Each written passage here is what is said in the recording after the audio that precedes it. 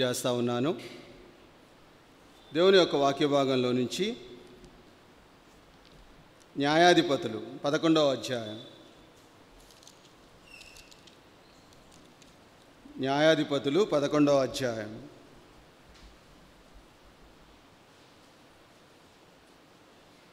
ఒకటి నుంచి 6 వచనాలు మనం మార్చి చదువుకుందాం. న్యాయాధిపతులు 11వ అధ్యాయం 1 నుంచి 6 వచనాలు మనం మార్చి చదువుకుందాం. 1వ వచనాన్ని నేను చదువుతున్నాను. గిలాదు వాడైన యెఫ్తా పరాక్రము గల బలాఢ్యుడు, అతడు వేశ్య కుమారుడు. గిలాదు యెఫ్తాను కనెను.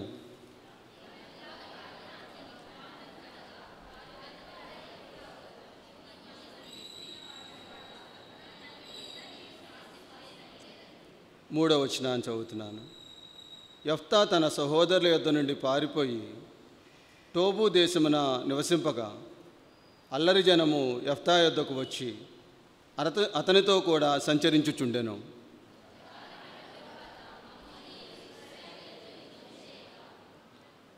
అమోనీయులు ఇశ్రాయేలుతో యుద్ధము చేసినందున టోబు దేశము నుండి యెఫ్తాను రప్పించుటకు పోయి, నువ్వు వచ్చి మాకు అధిపతివై ఉండుము, అప్పుడు మనం అమోనీయులతో యుద్ధము చేయదుమని యెఫ్తాతో చెప్పిరి. చిన్న ప్రార్థన చేసుకొని దేవుని యొక్క వాక్య భాగంలోకి వెళ్దాం.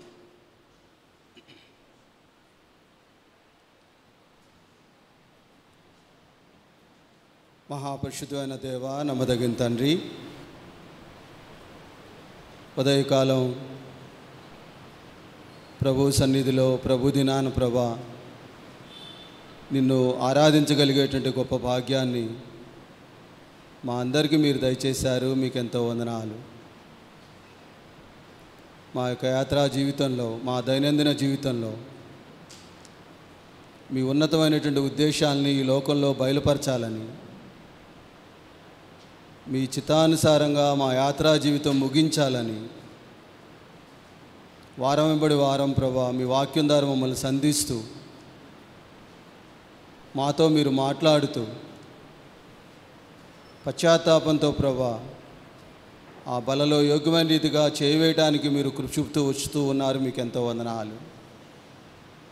ఈ వారం కూడా తండ్రి మీ స్వారూప్యతలోకి, మీ రూపాంతరతలోకి మేము ఎదిగే బిడ్డలంగా మీ వాక్యానుసారమైనటువంటి జీవితంతో మేము జీవిస్తున్నామా లేదా అనేది పరిశీలించుకొని మా జీవితాల్లో తీర్మానం తీసుకొని నీ బలలో మేము చేయగలిగేటువంటి గొప్ప భాగ్యాన్ని మాకు దయచేయండి. మీ ఆత్మతో మమ్మల్ని నడిపించండి దేవా. ప్రాముఖ్యంగా తండ్రి దాసునైన నన్ను మీ సులువు చాటున మరుగుపరచండి ప్రభా. మీ ఆత్మతో నన్ను నడిపించండి. ఈ సమయాన్ని దీవెనకరమైనటువంటి సమయంగా మార్చమని కోరుకొంచు. మీకే మహిమ, ఘనత, ప్రభావం చెల్లించుకుంటూ ప్రభువైన యేసుక్రీస్తు వారి యొక్క నామంలో అడుగుచున్నాను తండ్రి, ఆమేన్.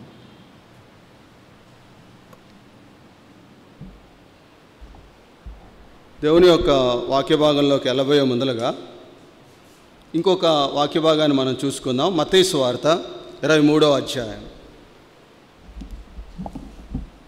మత్తయి సువార్త 23వ అధ్యాయం.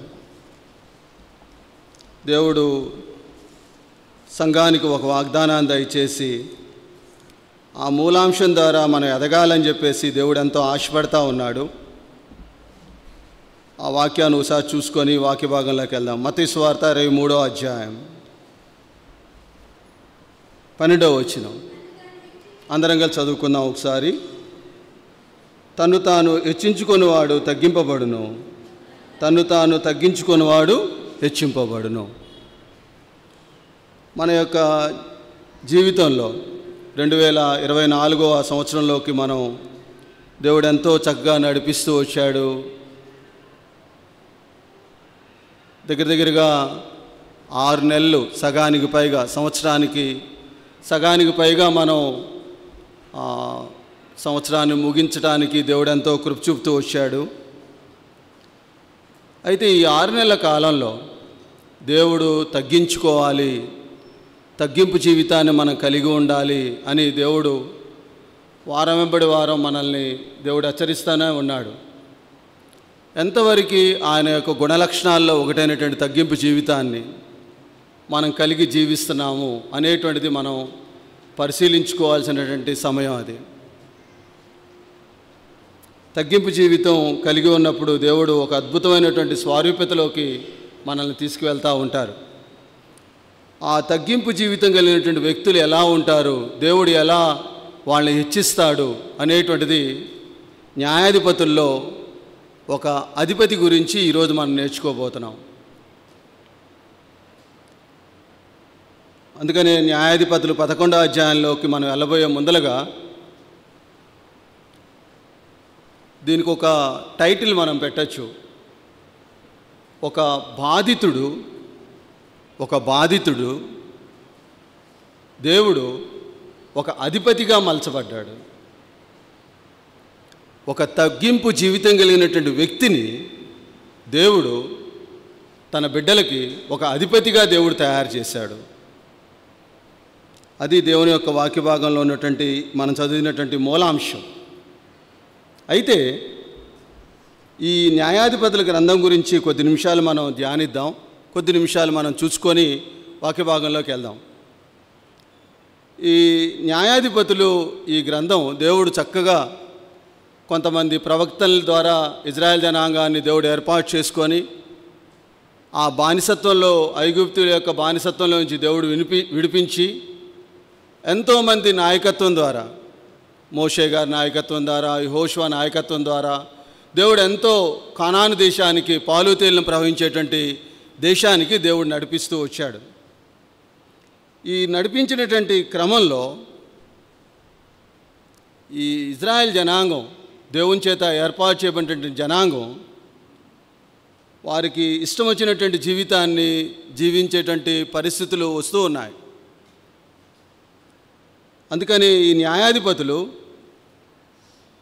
క్రీస్తుపూర్వం 1380వ సంవత్సరం నుండి క్రీస్తుపూర్వం 1050వ సంవత్సరం, అంటే దగ్గరగా 350 సంవత్సరాలు కలిగింది. ఇది ఒక చరిత్ర, న్యాయాధిపతుల యొక్క చరిత్ర. దేవుడు ఈ 350 సంవత్సరాలు కూడా ఈ న్యాయాధిపతుల గ్రంథం యొక్క ఈ యొక్క సంవత్సరాల్లో దేవుడు తన బిడ్డల ఎడల బహు దుఃఖ దినాలు, చాలా వేదనాపూరితమైనటువంటి దినాలు ఈ 350 సంవత్సరాలు కూడా దేవుని బిడ్డల ఎడల దేవుడు ఎంతో సంతాపం చెందాల్సి వచ్చిందంట. ఆ బిడ్డలను చూస్తూ, అరే నేను వాళ్ళని బానిసత్వం నుంచి విడిపించాను, గొప్ప ప్రదేశానికి తీసుకువెళ్ళాను, అయినా వీళ్ళ జీవితంలో మార్పు లేదని చెప్పేసి దేవుడు ఎంతో దుఃఖం పడినట్టుగా ఈ యొక్క గ్రంథంలో రాయబడి ఉంది. చివరికి ఇంత చేసినా కూడా న్యాయాధిపతుల్లో 21వ అధ్యాయం చూడండి, చివరి గ్రంథం చూడండి, చివరి అధ్యాయం ఒకసారి. న్యాయాధిపతులు 21వ అధ్యాయం చివరిలో దేవుడు ఈ న్యాయాధిపతుల్లో చివరి కంక్లూషన్లో కూడా 25వ వచనం చూడండి ఒకసారి. ఆ దినముల్లో ఇశ్రాయేలులకు రాజు లేడు, ప్రతివాడును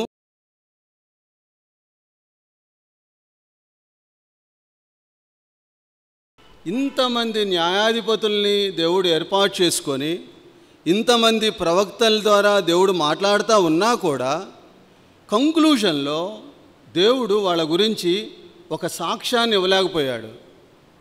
చివరికి ఎలా ఉండిపోయారంట, ప్రతివాడును తన తన ఇష్టానుసారముగా ప్రవర్తించుచు వచ్చెను. దైవ భయం అనేటువంటిది లేకోకోకుండా, ఒక దేవుని యొక్క భక్తి లేకోకోకోకుండా వాళ్ళు తిరిగినారు అనేటువంటిది ఇక్కడ మనకి చాలా స్పష్టంగా తెలియజేస్తూ ఉంది. దేవుడు ఆ పాలు తేనెలు ప్రవహించేటువంటి దేశానికి తీసుకువెళ్ళినప్పుడు దేవుడు చాలా స్పష్టంగా తెలియజేశాడు, మీరు ఈ దేశంలో చాలా సపరేటెడ్ పీపుల్స్, మీరు ప్రత్యేకించబడినటువంటి ప్రజలు మీరు అని దేవుడు 4 విషయాలు వారితో మాట్లాడటం జరిగింది. కానాన్లోకి ప్రవేశించేటప్పుడు దేవుడు చెప్పాడు, కానాన్లో ఉన్నటువంటి జాతులందరినీ కూడా మీరు వెళ్ళగొట్టాలి. రెండోది, అక్కడ ఉన్న ప్రజలతో సంబంధాలు పెట్టుకోకూడదు. మూడవది, వారి దేవతలను మీరు మొక్కకూడదు. నాలుగవది, వారితో మీరు వియ్యమందకూడదు. దేవుడు చాలా స్పష్టంగా వాళ్ళని నడిపిస్తూ ఒక గైడ్లైన్స్ ఇస్తూ వారిని ఆ పాలు తేనెలు ప్రవహించేటువంటి దేశంలోకి నడిపించాడు. ఇవేవి కూడా వాళ్ళు చేయలే. ఇశ్రాయేలు దేవునికి విరోధంగా దేవుడు ఏదైతే చేయొద్దన్నాడో అవన్నీ కూడా ఆ ప్రదేశంలో చేస్తూ రావటం జరిగింది. దేవుడు చాలా దుఃఖపడ్డాడు. అరే, నా బిడ్డలు నేను ఏర్పాటు చేసుకున్నాను, మీరు ఇలా ఉండొద్దని చెప్పేసి దేవుడు చెప్తా ఉన్నా కూడా వాళ్ళ జీవితాల్లో పశ్చాత్తాపం అనేటువంటిది వాళ్ళ జీవితంలో జరగటలేదు అని దేవుడు ఎంతో బాధపడతా వచ్చినాడు. ఎలా అయిపోయిందంటే వాళ్ళ జీవితాలు చివరికి ఒక సైకిల్గా మారిపోయింది. ఎలా మారింది? పాపం చేశారు, విగ్రహారాధన చేశారు, దేవుడు ఏదైతే చేయొద్దన్నాడో వాళ్ళు చేశారు. దేవుడు మళ్ళీ ఏం చేశాడంటే, వీళ్ళు ఈ విధంగా జీవిస్తున్నారని చెప్పేసి దేవుడు వారిని బానిసత్వంలోకి, దేవుని యొక్క శిక్షలోకి నడిపించడం జరిగింది. అది రెండో సంగతి. మూడో సంగతి వచ్చిన తర్వాత వాళ్ళు ఎప్పుడైతే ఆ వేదన బరాయించలేక దేవుని సన్నిధిలో ఏం చేసేవాళ్ళు అంటే మొరపెట్టడం ప్రారంభించారు. పాపం చేశారు, పాపం ద్వారా శిక్ష వచ్చింది, ఆ శిక్షను భరించలేక దేవుని సన్నిధిలో మొరపెడతా ఉండేవాళ్ళు. దేవుడు ఏం చేసేవాడంటే ఆయన కరుణాసంపన్నుడు కాబట్టి ఒక అధిపతిని, న్యాయాధిపతిని ఏర్పాటు చేయటం, వారిని మళ్ళా రక్షించటం, ఇశ్రాయేలుని విడుదల చేయటం. ఎప్పుడైతే విడుదల చేశారో కొంతకాలం దేవుని సేవించేవాళ్ళు, మళ్ళా సైకిల్ స్టార్ట్ అయ్యేది. మళ్ళా పాపం చేసేవాళ్ళు, మళ్ళా బానిసత్వంలోకి వెళ్ళేవాళ్ళు, దేవుని శిక్షకి అనుభవించేవాళ్ళు, మళ్ళా దేవునికి మొరపెట్టేవాళ్ళు, మళ్ళా న్యాయాధిపతిని దేవుడు ఏర్పాటు చేసేవాడు, ఆ న్యాయాధిపతి నుంచి వీళ్ళని విడిపించేవాడు, మళ్ళా దేవుని ప్రార్థన చేసేవాళ్ళు. మళ్ళా ఒక సైకిల్గా వాళ్ళ జీవితం మారిపోతూ వచ్చింది. ఎందుకని ఈ సందర్భాన్ని నేను జ్ఞాపకం చేస్తూ ఉన్నానంటే, అలనాడు దేవుడు ఇశ్రాయేల్ జనాంగాన్ని ప్రత్యేకంగా ఉండమని చెప్పేసి దేవుడు ఏర్పాటు చేసుకుంటే, నిన్ను నన్ను కూడా ఉదయకాలం దేవుని యొక్క ఆరాధనలో పరదేశులు, మనకు ఎటువంటి అర్హత లేదు, అన్యులు, ఎటువంటి యోగ్యత కూడా లేదు ఈ మందిరంలో కూర్చోడానికి. దేవుని చేత ప్రత్యేకించబడి దేవుడు కూడా మనల్ని ఈ విధంగా ఏర్పాటు చేసుకొని ఒక ప్రత్యేకమైనటువంటి జనాంగంగా నిన్ను నన్ను ఏర్పాటు చేసుకున్నాడు దేవుడు ఈ లోకంలో. ఆ ఇజ్రాయెల్ ప్రజల గురించి ఆలోచిస్తూ ఉన్నప్పుడు వాళ్ళు ఈ విధంగా ఎందుకు జీవించారని చెప్పేసి నువ్వు అనుకుంటూ ఉండొచ్చు. నువ్వు నేను కూడా మన జీవితాలు ఎలా ఉన్నాయి? మనం కూడా పాపం చేస్తున్నాం, దేవుడు అన్యాయస్తుడు కాదు, పాపానికి రావాల్సినటువంటి శిక్షలోకి వెళ్తున్నాం. ఆ శిక్ష ద్వారా దేవుని సన్నిధిలో మొరపెడుతున్నాం, మళ్ళా దేవుని యొక్క వాక్యాన్ని వింటున్నాం, ఆ బలలో చేయి వేస్తున్నాం, మళ్ళా ఆయన్ని సేవిస్తున్నాం, మళ్ళా లోకంలోకి వెళ్తున్నాం. మన జీవితం కూడా ఒక సైకిల్ లాగా మారిపోయింది. దేవుడు ఇజ్రాయెల్ జనాంగం విషయంలో ఎంతో ఓర్పు ఆయన పరీక్షించాడు, బాధపడ్డాడు, వేదన పడ్డాడు. అరే, వీరిని ఎంత చేసినా కూడా వీళ్ళ జీవితాలు మారట్లేదని చెప్పేసి ఎంతో వేదన పడ్డాడు. ఒక అద్భుతమైనటువంటి మాట ఏంటంటే, ఇజ్రాయేలీలు ఎవరితైతే కలవద్దన్నారో వాళ్ళతో కలిసిపోయినా కూడా దేవుడు వారిని విసర్జించలేదు.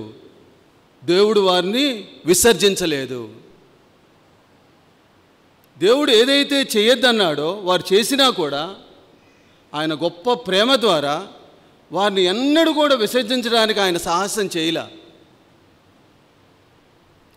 నా జీవితంలో కూడా పరిశీలించుకుందాం, పరిశోధించుకుందాం. ఆ బలలో చేయబోతున్నాం. దేవుడు మనల్ని విసర్జించలేదు కాబట్టే మందిరంలో కూర్చొని దేవుని ఆరాధించగలిగేటువంటి గొప్ప భాగ్యాన్ని, మన జీవితాలని దేవుని సన్నిధిలో సరిచేసుకునేటువంటి ఆ గొప్ప భాగ్యాన్ని దేవుడు ఈ క్షణం వరకు కూడా దేవుడు మనకిస్తున్నాడు. ఆయన ఒక గొప్ప గ్రంథకర్త చెబుతూ ఉంటాడు ఈ న్యాయాధిపతుల గురించి. న్యాయాధిపతుల్లో మూల సారాంశం ఏంటంటే, బ్రోకెన్ పీపుల్, పగలగొట్టబడినటువంటి మనుషుల యొక్క జీవితం పశ్చాత్తాపడినప్పుడంట దేవుడంట ఫెయిత్ఫుల్ గాడ్ అంట. ఆయన నమ్మకత్వాన్ని ఎక్కడ కూడా వదిలిపెట్టలేదంట దేవుడు. వాళ్ళు ఎప్పుడైతే పశ్చాత్తాపంతో దేవుని సన్నిధికి వచ్చారో, పగలగొట్టబడినటువంటి హృదయాలతో ఆయన దగ్గరికి వచ్చారో,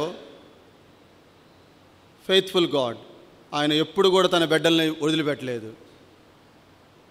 ఈ మధ్యాహ్నకాల సమయంలో యెఫ్తా యొక్క జీవితం ద్వారా నీ జీవితంతో నా జీవితంతో దేవుడు ఏం మాట్లాడదలుచుకున్నాడు? బ్రోకెన్ పీపుల్స్ లాగా పగలగొట్టబడిన హృదయాలతోటి పశ్చాత్తాపంతో ఆ యొక్క దేవుని యొక్క బల్లో మనం చేయడానికి ఇష్టపడుతున్నామా? లేదు నేను కూడా ఒక సైకిల్ జీవితాన్ని జీవించాలని చెప్పి ఇష్టపడతా ఉన్నావా? పరిశీలించుకుందాం. పరిశీలించుకుంటూ దేవుని యొక్క వాక్య భాగంలోకి వెళ్దాం. 11వ అధ్యాయంలో యెఫ్తా గురించి మాట్లాడుతూ, యెఫ్తా యొక్క జీవితం గురించి మాట్లాడుతూ ఒక 6 ప్రాముఖ్యమైనటువంటి క్యారెక్టరిస్టిక్స్ యెఫ్తా యొక్క జీవితంలో ఉన్నాయి. ఎలాంటి జీవితంతో దేవుడు తన అధిపతిగా చేసినాడు? నేను ఇందాక చెప్పినా, యెఫ్తా ఒక బాధితుడు. దేవుడు ఏం చేశాడంటే ఒక అధిపతిగా దేవుడు మలిచాడు. ఇజ్రాయెల్ జనాంగానికి 9వ న్యాయాధిపతి ఈయన. యెఫ్తా అంటే అర్థం ఏంటంటే టు ఓపెన్, తెరవబడును, టు రిలీజ్, విడవబడును అని అర్థం. యెఫ్తా అంటే అర్థం అది. ఏంటి తన జీవితంలో ఎలా బాధితుడిగా కనబడినాడని ఆలోచించినట్లయితే మొదటి వచనం చూడండి. మొట్టమొదటి లక్షణం మనం నేర్చుకుందాం. గిలాదు వాడైన యెఫ్తా పరాక్రము గల బలాఢ్యుడు, అతడు వేశ్యకుమారుడు. గిలాదు యెఫ్తాను కనెను. 2వ వచనంలోకి వచ్చిన తర్వాత, గిలాదు భార్య అతనికి కుమారులను కనగా వారు పెద్దవారై యెఫ్తాతో, నీవు అన్యస్త్రీకి పుట్టినవాడవు గనక మన తండ్రి ఇంట నీకు స్వాస్యము లేదనిరి. ఇక్కడ 2 రకాలైనటువంటి జీవితాలని మనం ఇక్కడ గమనిస్తూ ఉంటాం. యెఫ్తా యొక్క జీవితంలో, యెఫ్తా యొక్క తండ్రి వారు ఎక్కడ ఆ కుటుంబం ఉండేదంటే గిలాదులో ఉండేది. మన గుంటూరు అని ఎలా అయితే మనకు ఉంటుందో ఆ యొక్క నివసించినటువంటి ప్రాంతం పేరు, ఆ దేశం పేరు గిలాదు. ఆ తండ్రి పేరు కూడా గిలాదే. ఆ దేశం పేరే యెఫ్తా తండ్రి పెట్టుకున్నాడు, గిలాదు అని పేరు పెట్టుకున్నాడు. పెట్టుకున్నప్పుడు తను ఏం చేసినాడంటే ఆ గిలాదు ఎలా జరిగిందో తెలియదు కానీ ఒక భార్య యొక్క బిడ్డలు ఉన్నారు. 2వ భార్య వచ్చేవాటికి వేశ్యకు పుట్టినటువంటి బిడ్డ యెఫ్తా. ఈ గిలాదు చేసినటువంటి దానికి ఆ వేశ్య అన్యస్త్రీకి పుట్టినటువంటి ఆ బిడ్డ యెఫ్తా యొక్క జీవితం అన్నమాట. మీరు ఆ 2 వచనాల్లో మనం జాగ్రత్తగా గమనిస్తే ఈ యెఫ్తా ఆ అన్యస్త్రీ గర్భంలో ఉన్నప్పుడే యెఫ్తా యొక్క జీవితంలో ఏం కనబడతా వచ్చిందంటే ఆ ప్రాంతంలో అవమానకరమైనటువంటి బిడ్డగా తను గుర్తింపు పొందడం జరిగింది తన జీవితంలో. ఎంత అవమానకరంగా వాళ్ళు చేస్తూ వచ్చారంటే తను గర్భంలో ఉన్నప్పుడు, గర్భం నుంచి బయటకు వచ్చిన తర్వాత, చిన్నవాడి నుంచి పెద్దవాడయ్యేదాకా కూడా ప్రతి విషయంలో కూడా అతన్ని ఎంత అవమానపరుస్తూ ఉండేవాళ్ళు అంటే, అరే నువ్వు అన్యస్త్రీకి పుట్టినటువంటి వాడవు, నువ్వు ఆ బిడ్డవు, నువ్వు అలాంటోడు అని చెప్పేసి ఎంతో అవమానకరమైనటువంటి జీవితాన్ని జీవిస్తూ యెఫ్తా తన జీవితాన్ని దేవుని సన్నిధిలో ఎదుగుతూ ఉండేవాడు. మీరు జాగ్రత్తగా గమనించండి, అక్కడ దేవుని యొక్క వాక్య భాగంలో రాయబడింది, యెఫ్తా పరాక్రము గల బలాఢ్యుడు. మళ్ళా కానీ తన జీవితంలో దేవుడు తను చూసినప్పుడు ఆ పరిశుద్ధాత్మ దేవుని చేత రాయబడి ఉంది, యెఫ్తా ఎలాంటి వాడంటే తన జీవితంలో దేవుని యొక్క సన్నిధిలోకి వచ్చినప్పుడు ప్రతి విషయంలో కూడా చాలా పరాక్రమ గల బలాఢ్యుడు. ఫిజికల్గా కానీ, స్పిరిచువల్గా కానీ, మెంటల్గా కానీ అలాంటి పరిపక్వతలోకి ఎదిగినటువంటి వ్యక్తి. అయినా వాళ్ళంతా అవమానపరుస్తూ ఉన్నా కూడా తన బలాన్ని ఎక్కడ కూడా తను ఉపయోగించుకోవాలా. దేవుని కోసం ఏం చేసినాడు తెలుసా? వాళ్ళు ఎన్ని నిందలు వేస్తున్నా కూడా తను ఏం చేసినాడు తెలుసా? ఓర్చుకోవడానికి తగ్గించుకున్నాడు, ఓర్చుకున్నాడు. దేవుని కోసం తను జీవించడానికి ఇష్టపడ్డాడు. అంత అవమానం పొందుతూ కూడా తన జీవితంలో ఏం చేశాడు తెలుసా? 11వ వచనం చూడండి ఒకసారి.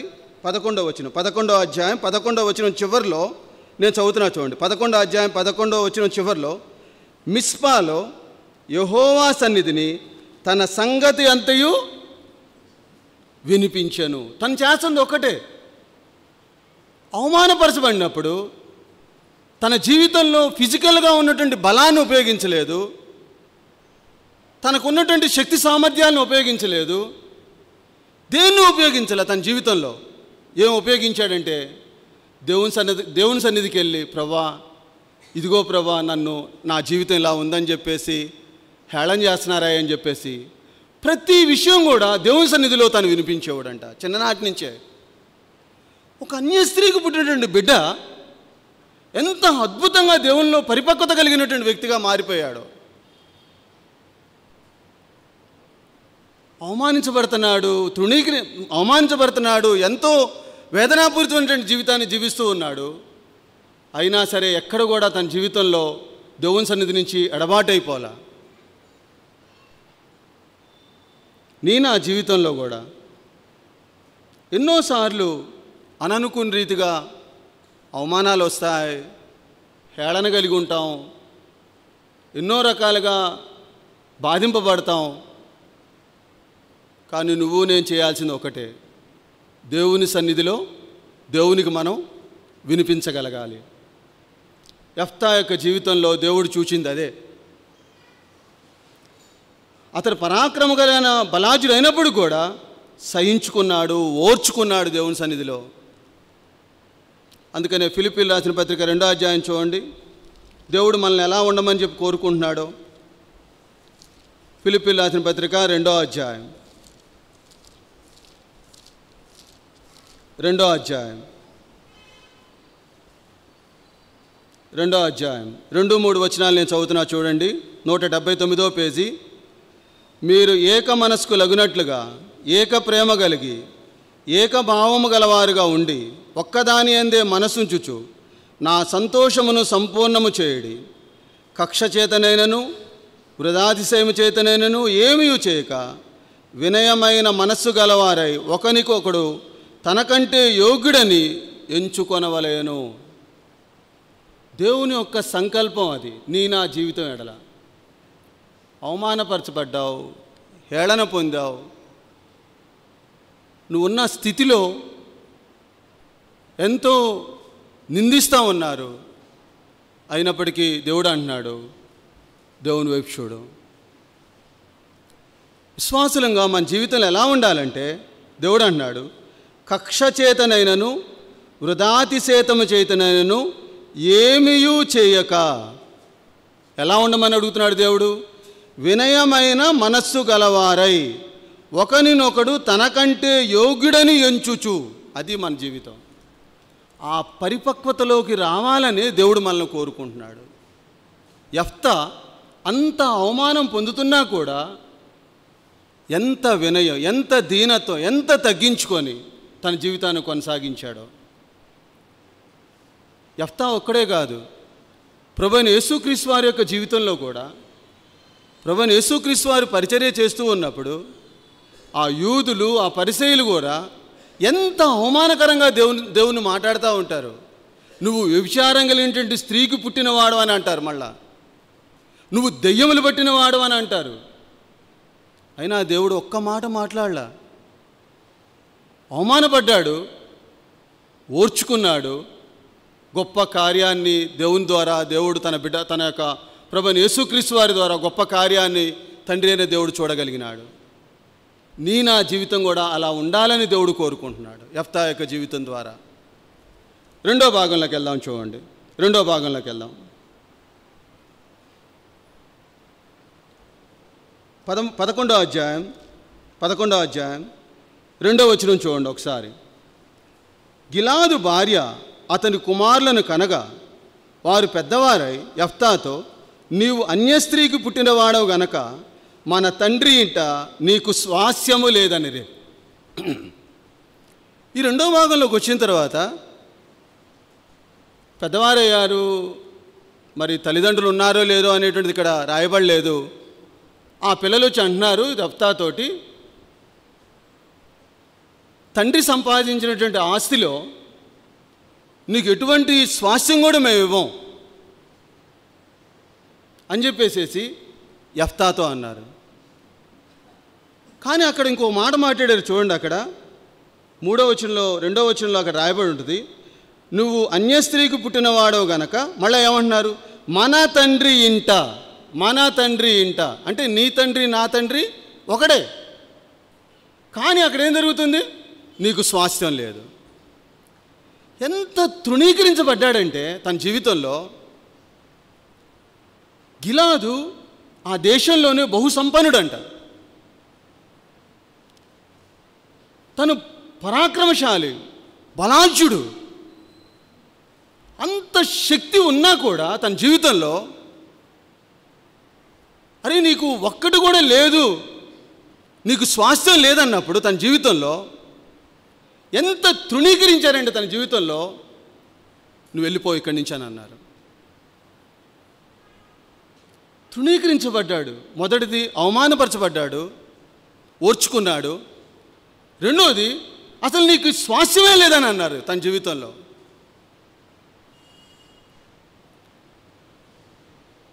మనలాగా లోకపరంగా హక్కుల కోసం పోరాళ్ళ ఒక్కటే పని చేశాడు. 11వ వచనంలో చివరిలో రాయబడి ఉంది, యెహోవా సన్నిధిని తన సంగతి అంతయు వినిపించాను. ఒక్క మాట కూడా తను మాట్లాడినట్టుగా బైబిల్ గ్రంథంలో రాయబడలా. చిన్న చిన్న విషయాల్లోనే ఎంత తృణీకరించి మాట్లాడుతూ ఉంటాం మన జీవితాల్లో.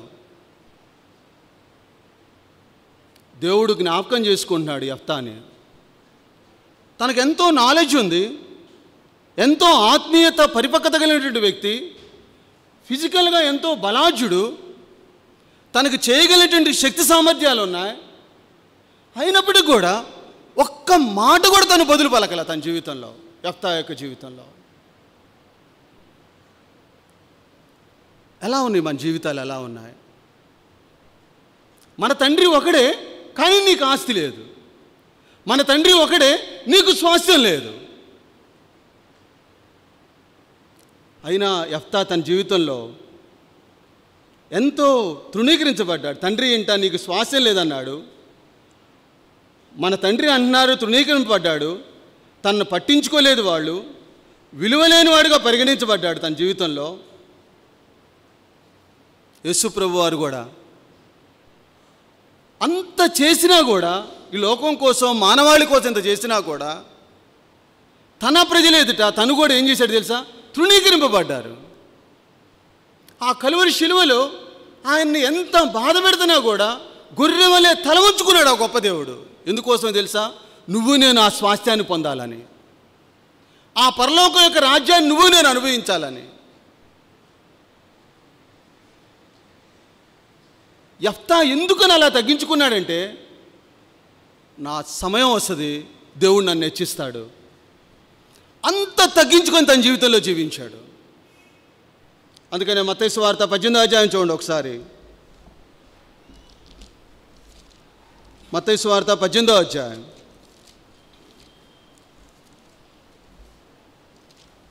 మత్తయి సువార్త 18వ అధ్యాయం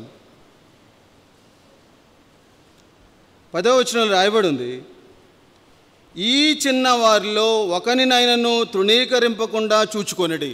అక్కడ యేసుప్రభు వారి యొక్క శిష్యులు ఒకరికంటే ఒకరు యోగ్యులుగా ఎంచుకుంటూ ఉన్నప్పుడు, ప్రభా నీ తర్వాత ఎవరు ఏంటి ప్రభా అని చెప్పేసి ఒకళ్ళొకళ్ళు పోరాడుతూ ఉన్నప్పుడు దేవుడు అంటున్నాడు, ఎవరిని కూడా తృణీకరించే పరిస్థితికి మీరు వెళ్ళబాకండి. దేవుడు ఏం చేస్తాడు తెలుసా? అక్కడ రాయబడి ఉంది, వీరి దూతలు. దేవుడు ఎంత కన్సర్న్ కలిగినటువంటి వ్యక్తి అంటే, దేవుడు ఎంత గొప్ప ప్రేమను మన మీద చూపిస్తూ ఉన్నాడంటే, వీరి దూతలు పరలోకమందున్న నా తండ్రి ముఖమును ఎల్లప్పుడూ పరలోకమందు చూచుచుందురని మీతో చెప్తున్నా నేను. దేవుడు అంత కాన్సన్ట్రేషన్ ఆ వ్యక్తుల మీద చూపిస్తాడు దేవుడు. ఏముందిలే తృణీకరిస్తే ఏమైందిలే అనుకుంటే వారి పక్షాన దేవుడు వ్యాజ్యం ఆడతాడు దేవుడు. యెఫ్తా కూడా తన జీవితంలో ఎంతో తృణీకరించబడ్డాడు. ఎంత ఘోరమైనటువంటి పరిస్థితితో చూడండి.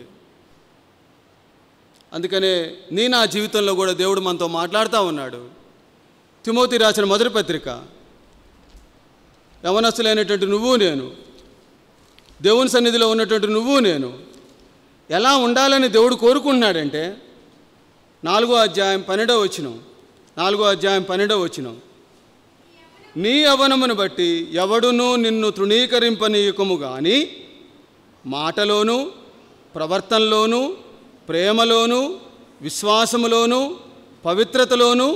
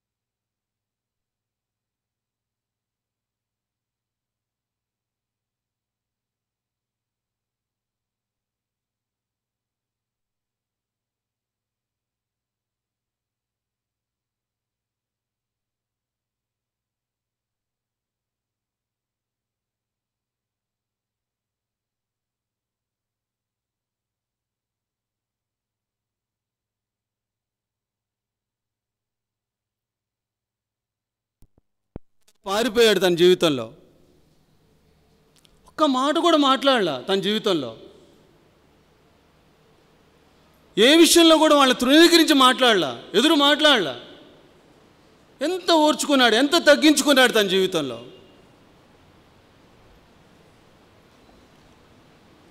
ఒకే ఒక మాట అక్కడ రాయబడి ఉంది, యెఫ్తా తన సహోదరుల యొద్ద నుండి ఎక్కడైతే తృణీకరించబడ్డాడో పారిపోయి టోబు దేశమున నివసింపగా. టోబు దేశము అంటే అర్థం ఏంటంటే ఎత్తబడిన దేవుని చేతులు అని అర్థం అన్నమాట. అక్కడికి వెళ్ళి ఏం చేశాడు తెలుసా? ఒక గ్రంథకర్త రాస్తూ ఉంటాడు తన గురించి. అక్కడికి వెళ్ళిపోయి ఎత్తబడినటువంటి ఆ దేవుని చేతులు కలిగే దేశానికి వెళ్ళి ఆ దేవుని చేతుల కింద, ఆ దేవుని కాడి కింద తన దీనత్వాన్ని, తన తగ్గింపు జీవితాన్ని దేవుని కోసం జీవించాడంట టోబు దేశంలో.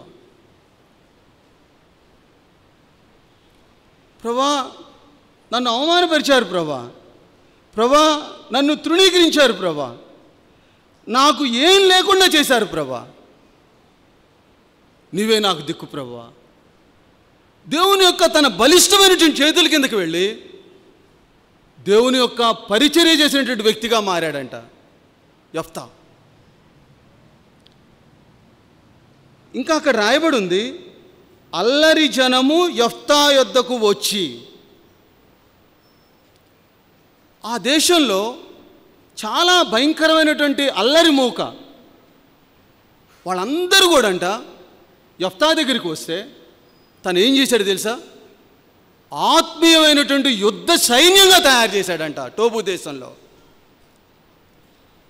వారికి సువార్త తెలియజేసి, దేవుని యొక్క వాక్యాన్ని తెలియజేసి, ఆ టోబు దేశంలో దేవుని యొక్క కాడి కిందకు వెళ్ళి ఆ దీనత్వంతో ఆ అల్లరి ప్రజలందరినీ కూడా దేవుని యొక్క వాక్యాన్ని చెబుతూ దేవుని యొక్క సన్నిధిలో నడిపిస్తూ ఒక గొప్ప యుద్ధ సైన్యంగా మార్చాడంట. అతను సువార్త భారం కలిగినటువంటి వ్యక్తిగా తయారయ్యాడు యెఫ్తా. మన జీవితాలు ఎలా ఉన్నాయి? ఎలాంటి జీవితాన్ని మనం జీవిస్తూ ఉన్నాం? అవమానకరం వచ్చినప్పుడు, తృణీకరించబడినప్పుడు, యెహోవా సన్నిధిలో మొరపెడుతూ ఉన్నప్పుడు ఆయన బలిష్టమైనటువంటి చేతుల కిందకు వెళ్ళి నీ దీనత్వంతో దేవుని యొక్క పరిచర్యను చేయడానికి ఇష్టపడతా ఉన్నావా? అందుకనే పేతురు రాసిన మొదటి పత్రిక చూడండి. పేతురు రాసిన మొదటి పత్రిక, పేతురు రాసిన మొదటి పత్రిక 5వ అధ్యాయం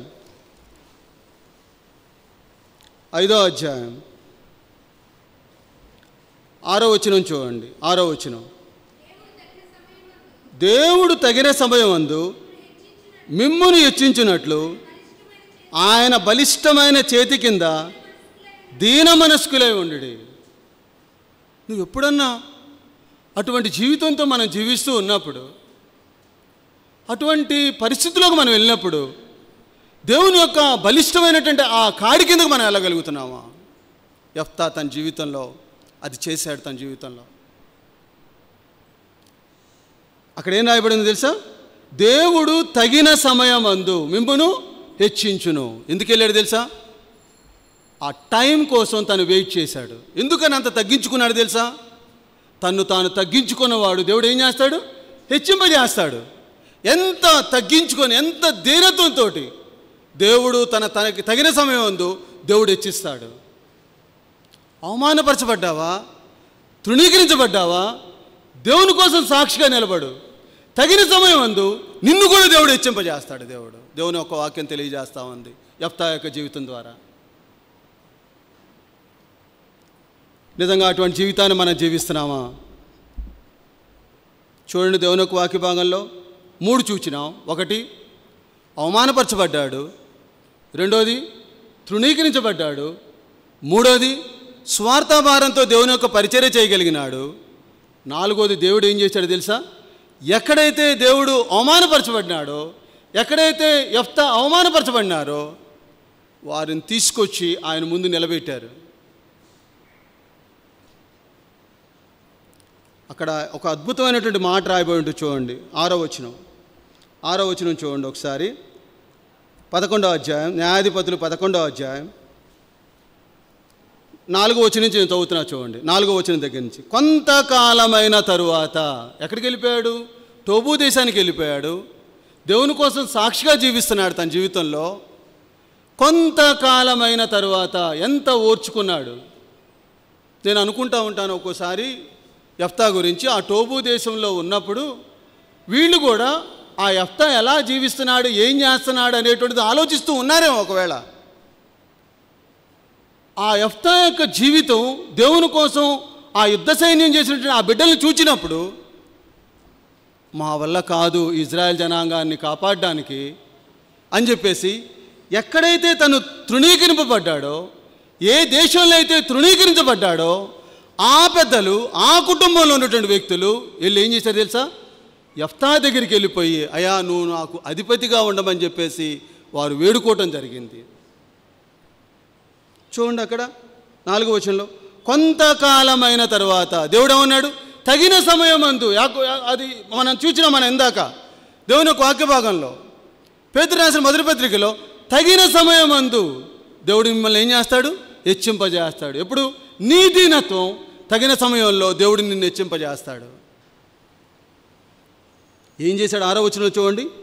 6వ వచనం, 11వ అధ్యాయం 6వ వచనంలో, గిలాదు పెద్దలు టోబు దేశము నుండి యెఫ్తాను రప్పించుటకు పోయి, నువ్వు వచ్చి మాకు అధిపతివై ఉండుము, అప్పుడు మనము అమ్మోనీయులతో యుద్ధము చేయదమని యెఫ్తాతో చెప్పిరి. ఎవరాళ్ళు? గిలాదు పెద్దలు, కుటుంబంలో ఉన్నటువంటి వ్యక్తులు యెఫ్తాను ఏం చేశారు? అవమానపరిచారు, తృణీకరించారు, అక్కడి నుంచి పారిపోయేటట్టుగా చేశారు తన జీవితంలో. యెఫ్తా ఎంత ఓర్చుకున్నాడు, ఎంత తగ్గించుకున్నాడు తన జీవితంలో. ఎక్కడైతే తృణీకరించబడ్డాడో, ఎక్కడైతే అవమానపరచబడ్డాడో, ఎవరైతే అవమానించారో, ఎవరైతే తృణీకరించారో, తగిన సమయమందు దేవుడు ఏం చేశాడు? ఆ దేశానికే యెఫ్తాని అధిపతిగా చేయటానికి దేవుడు తన సమయాన్ని ఇచ్చాడు. నా జీవితంలో కూడా మన దీనత్వం, తగ్గింపు జీవితం, నిన్ను కూడా దేవుడు ఏం చేస్తాడు తెలుసా? దేవుని బట్టి నువ్వు తగ్గించుకున్నప్పుడు తగిన సమయం అందు దేవుడు నిన్ను హెచ్చింపజేస్తాడు. అందుకనే దేవుని యొక్క వాక్యం ఈ సంవత్సరం మనకి రాయబడి ఉంది. తగ్గించుకుని వారు ఏమవుతారు? హెచ్చింపబడతారు. హెచ్చించుకునివాడు తగ్గింపజేస్తాడు. గిలాదు పెద్దలు ఏం చేశారు? ఆ గిలాదు కుటుంబం ఏం చేసింది?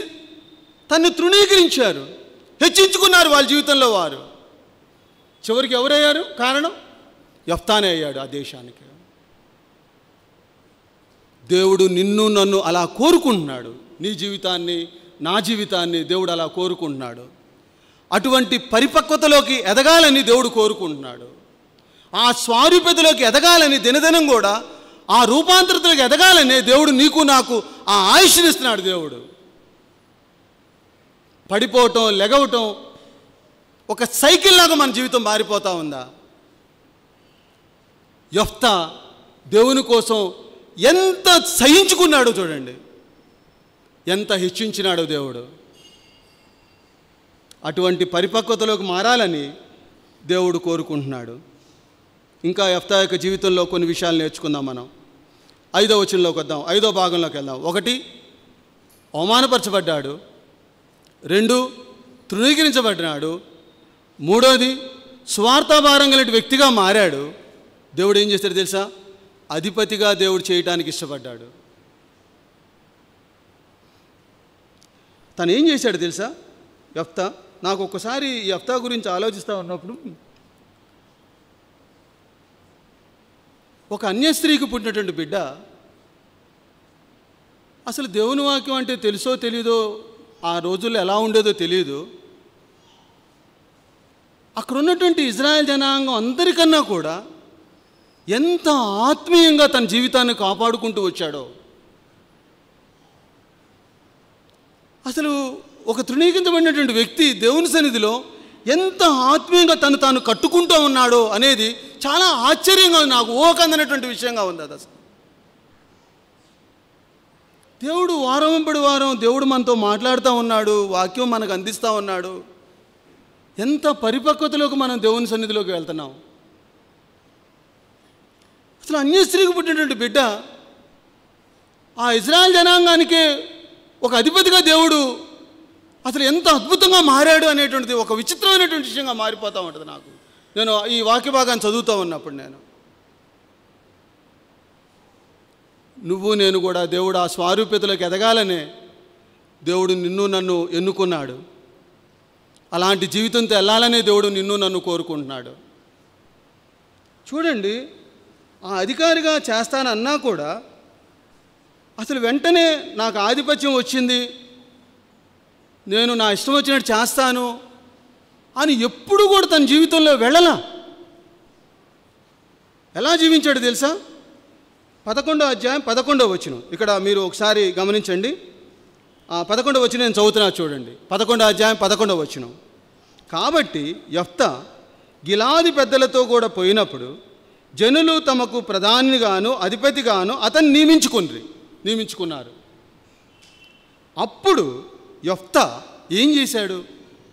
మిస్పాలో దేవుని సన్నిధిలో ఏం చేశాడంట? తన సంగతి అంతయు వినిపించాడు దేవుడికి. తన జీవితం యొక్క స్ట్రాటజీ. ప్రభా, వీళ్ళు వచ్చి నన్ను ఇట్లా అధిపతిగా చేశారు ప్రభా, నేను అమోనీయులతోటి మోయాబీయులతోటి శత్రువులతోటి నేను యుద్ధం చేయాలి ప్రభా, నేను ఎలా వెళ్ళాలి ప్రభా? ఎంత ఫైన్ స్ట్రాటజీతోటి దేవుని సన్నిధిలో ఎంత భయం కలిగి ప్రతి విషయాన్ని కూడా దేవుని సన్నిధిలో ఎలా మొరపెడుతూ ఉన్నాడో గమనించండి. అక్కడ అధిపతి అయ్యాడు, ప్రధాని అయ్యాడు. ఎంత అద్భుతంగా దేవుని సన్నిధిలో దేవుని యొక్క జ్ఞానం పొందడం కోసం ఎంత అద్భుతంగా దేవుని సన్నిధిలో ప్రతి విషయాన్ని దేవునికి వినిపిస్తూ ఉన్నాడంట తన జీవితంలో. ఎంత విశ్వాసం, ఎంత ఫెయిత్, ఎంత భయం దేవుని ఎడల. అసలు అంత భయం, అంత పరిపక్వత తన జీవితంలో ఎలా వచ్చిందో అనేటువంటిది ఓకందనేటువంటి విషయం. అది ఒక అన్య స్త్రీకి పుట్టినటువంటి బిడ్డ. ప్రతి విషయాన్ని కూడా దేవుని సన్నిధికి తీసుకెళ్ళేవాడు, ఎవరితో మాట్లాడేవాడు కాదు. ప్రభా, ఈ విషయంలో నేను ఎలా చేయాలి? ప్రభా, ఈ విషయంలో నా నడిపింపు ఏంటి ప్రభా? ప్రభా, ఈ విషయంలో నీ చిత్తం ఏంటి ప్రభా? ఎంత ఫైన్ స్ట్రాటజీతో తను వెళ్తూ ఉన్నాడు తన జీవితంలో. ఎంత భయం కలిగి జీవిస్తున్నాడు, ఎంత విశ్వాసంతో జీవిస్తున్నాడు తన జీవితంలో. మనం అలాంటి జీవితంతో వెళుతున్నామా? దేవుడు బ్రతకడానికి దేవుడు మనకి కొన్ని విషయాల్లో దేవుడు ఆయా ఉద్యోగాలు ఇచ్చాడు, అటువంటి బిజినెస్లు ఇచ్చాడు, సొంతగా వెళ్ళేటువంటి పరిస్థితిలోకి ఉన్నారు. ప్రతి దినం కూడా నిన్ను గురించి, నీ కుటుంబం గురించి, మన జీవితాల గురించి ప్రతి విషయంలో కూడా దేవుని సన్నిధిలో మనం వినిపించగలుగుతున్నామా? ఆ భయాన్ని మనం ముందుకు తీసుకెళ్తున్నామా?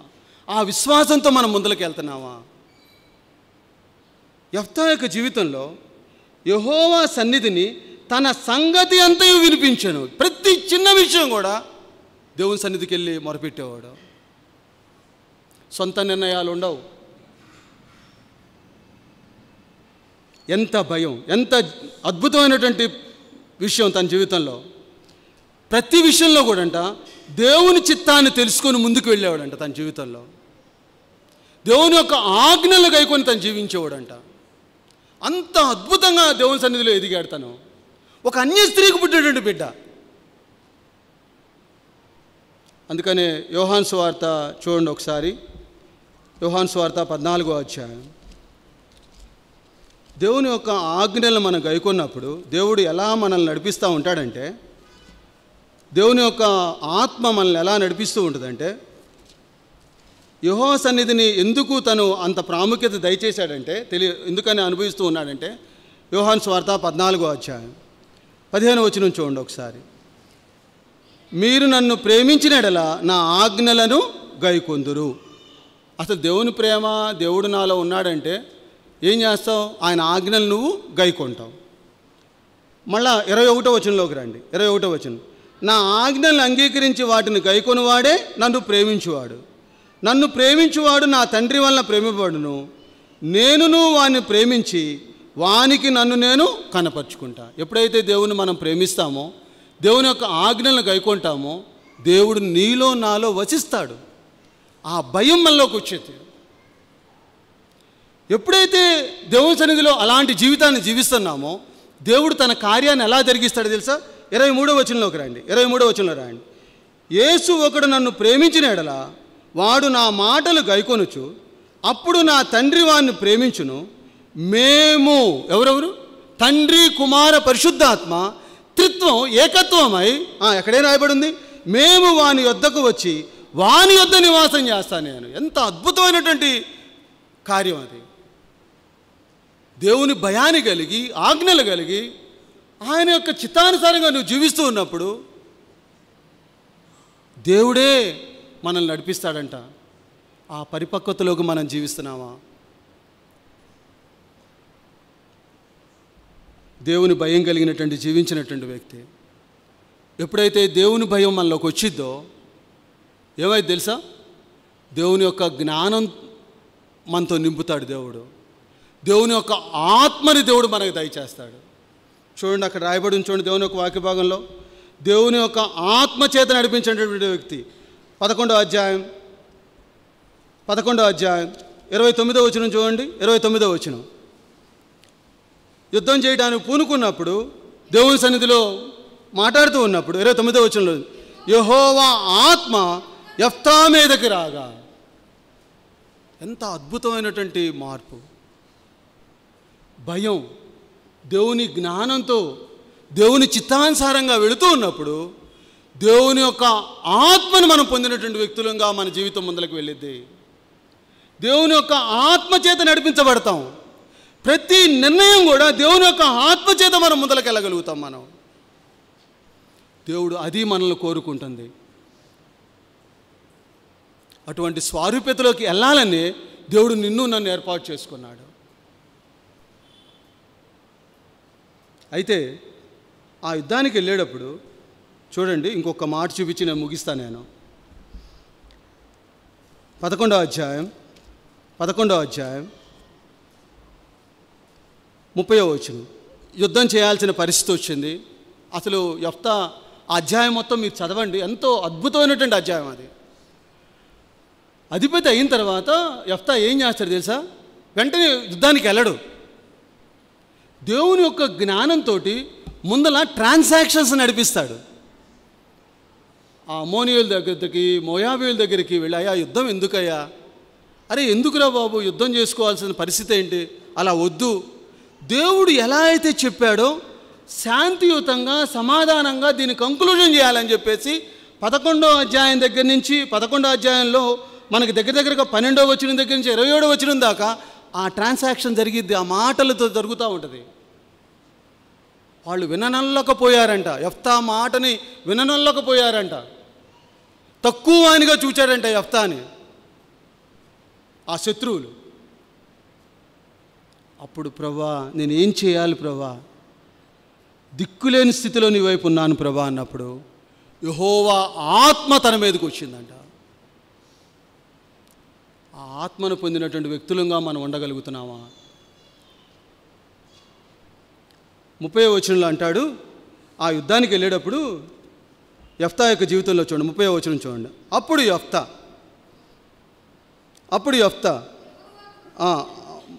అమ్మ ఒక్కసారి 30వ వచనం చదవండి. అప్పుడు యెఫ్తా యెహోవాకు మొక్కుకొనెను, ఎట్లనగా నీవు నా చేతికి అమ్మోనియలు నిశ్చయముగా అప్పగించిన ఎడల నేను అమ్మోనీయుల యొద్ద క్షేమముగా తిరిగి వచ్చినప్పుడు నన్ను ఎదుర్కొనుటకు నా ఇంటి ద్వారము నుండి బయలుదేరి వచ్చినదేదో అది యెహోవాకు ప్రతిష్ఠితమగును, మరియు దహన బలిగా దాన్ని అర్పించేదను. ఎంత తీర్మానం తీసుకున్నాడంటే, ప్రభా ఈ యుద్ధంలో నాకు జయాన్ని గనక కలుగజేస్తే నాకు ఎదురుగా ఏదైతే వచ్చిందో దాన్ని నీకు నేను ప్రతిష్ఠ చేస్తాను ప్రభా, లేదా దహన బలిగా ఇస్తాను ప్రభా. యుద్ధం చేస్తాడు. ఎంత యథార్థత అంటే దేవుని సన్నిధిలో, తను దేవుని సన్నిధిలో తీసుకున్నటువంటి డెసిషన్లో ఎంత యథార్థత కలిగి ఉన్నాడంటే, యుద్ధం చేశాడు, గెలుస్తాడు, ఎంతో విజయోత్సాహంతో ఇంటివైపు నడుచుకుంటూ వస్తారు.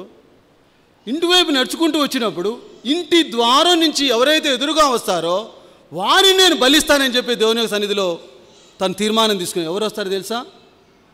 ఆ యెఫ్తా యొక్క లేక పుట్టినట్టు ఒక్క కూతురు ఎదురుగా వచ్చింది. లేక పుట్టినట్టు ఒక్క కూతురు ఎదురుగా వచ్చినప్పుడు యెఫ్తా ఎంతో సంతాపడిపోతాడు. దేవునికి ఒక పక్కేమో తీర్మానం తీసుకున్నాడు, యథార్థతతో తీర్మానం తీసుకున్నాడు. ప్రభా నా ఎదురుగా ఎవరైతే ఇస్తారో వాళ్ళని నేను బలి అర్పిస్తాను ప్రభా. ప్రభా నా ఎదురుగా ఎవరైతే వస్తారో వాళ్ళని నేను ప్రతిష్ఠ చేస్తాను ప్రభా. తల్లడిల్లిపోయాడు తన జీవితంలో. ఎంతో వేదనాపరమైనటువంటి పరిస్థితి వచ్చింది. చూడండి ఆ మాటలు చూడండి. 31వ వచనం చదవండి.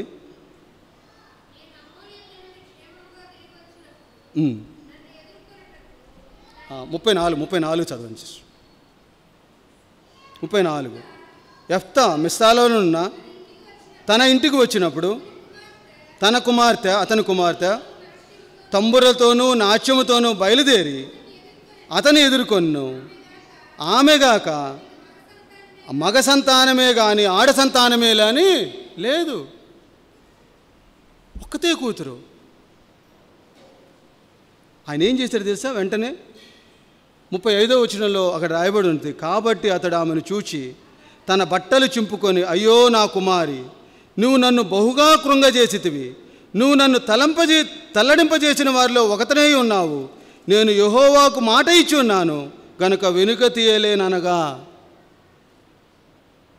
అసలు ఎంత భయంకరమైన పరిస్థితులు వచ్చినాయి. తన బిడ్డని ఎలా పెంచాడో తెలియదు కానీ యెఫ్తా అంత ఆత్మీయంగా జీవిస్తున్నా కూడా యెఫ్తా ఏం చేశాడంటే, తన బిడ్డకి ఈ విషయానంతా చెప్పినప్పుడు తన బిడ్డ ఏమనాలి తెలుసా? నువ్వు మొక్కుకుంటే నేను బలి అవ్వాలా? నువ్వు మొక్కుకుంటే నేను ప్రతిష్ఠిత అవ్వాలా? ఎంతో తృణీకరించి మాట్లాడతాం మనం. యెఫ్తా తన బిడ్డని ఎలా పెంచాడంటే, తండ్రి నువ్వు దేవుని సన్నిధిలో నువ్వు ఏదైతే తీర్మానం తీసుకున్నావో ఆ విధంగా చేయి, నేను ఇష్టపడుతున్నానని చెప్పేసి ఒక గొప్ప తీర్మానం తీసుకుంది తన జీవితంలో. యెఫ్తా తన బిడ్డను ఆ విధంగా పెంచాడు తన జీవితంలో. తండ్రికి ఎక్కడ కూడా ఎదురు చెప్పలేనటువంటి బిడ్డగా తన జీవితం కలిగి జీవించింది యెఫ్తా యొక్క కూతురు. యెఫ్తాని అడిగింది, తండ్రి నీ చిత్త ప్రకారం మనం చేద్దాం, దేవునికి ఎక్కడ కూడా మనం అవమానకరమైన జీవితాన్ని జీవించొద్దని చెప్పేసి దేవుని సన్నిధిలో ప్రలాపించి ఏడ్చి మళ్ళా వచ్చి దేవుని సన్నిధిలో అక్కడ రాయబడి చూడండి, 39వ వచనం చూడండి చివరికి. ఆ 2 నెలల అంతమున ఆమె తన తండ్రి యొద్దకు తిరిగి రాగా అతడు తాను మొక్కుకొనిన మొక్కుబడి చొప్పున ఆమెను చేసెను. దేవునికి ప్రతిష్ఠిత చేశాడు దేవుడు. యెఫ్తా తీర్మానం తీసుకొని దేవుని సన్నిధిలో గొప్ప నిర్ణయం తీసుకొని ఎక్కడికో తన జీవితంలో వెనకాడలా. తన జీవితంలో ప్రభా చావైనా లాభమైనా ప్రభా నీకోసమే ప్రభా అని చెప్పేసి తన యథార్థతలో ఎక్కడ కూడా తన జీవితాన్ని కోల్పోలా. తన జీవితంలో ఎంత గొప్ప జీవితం యెఫ్తా జీవితం. దేవుని కోసం ఎలా జీవించినాడు చూడండి. తన జీవితంలో కఠినమైనటువంటి పరిస్థితులు వచ్చినా కూడా, లేక ఒక బిడ్డ వచ్చినా కూడా దేవుని కోసం ప్రతిష్ఠ చేయడానికి ఇష్టపడ్డాడు యెఫ్తా. ఎటువంటి కఠినమైన పరిస్థితులు వచ్చినా కూడా దేవుని కోసం ఎలా నిలబడినాడో యెఫ్తా యొక్క జీవితం మనకు తెలియజేస్తూ ఉంది. అందుకనే కాబోలు హెబ్రీయులకు రాసిన పత్రిక 11వ అధ్యాయంలో రాయబడి ఉంది, విశ్వాస వీరుల్లో యెఫ్తా కూడా ఒకడు చేర్చబడ్డాడు. మోషే, అబ్రహాము, యోసేపు వారి యొక్క విశ్వాస వీరుల్లో యెఫ్తా ఒక గొప్పవాడిగా అక్కడ రాయబడి ఉంది. చూడండి దేవుని యొక్క వాక్య భాగంలో హెబ్రీయులకు రాసిన పత్రిక 11వ అధ్యాయం. హెబ్రీయులకు రాసిన పత్రిక 11వ అధ్యాయం